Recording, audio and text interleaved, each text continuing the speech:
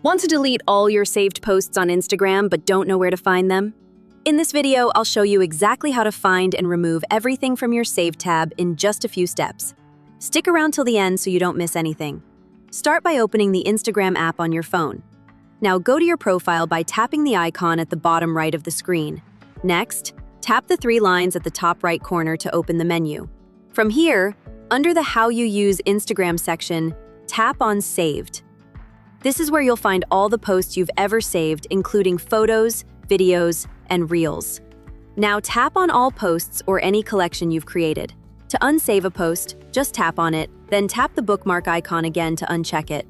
At this point, if you haven't subscribed to our channel, click the subscribe button now so you don't miss future tech tips like this.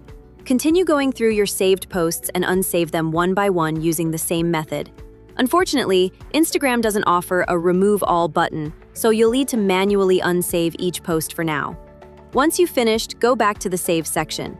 You'll see that the posts you removed are no longer listed.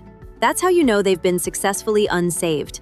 Thanks for watching. Drop a comment below if you have any questions, and let me know what topics you'd like me to cover next. Welcome.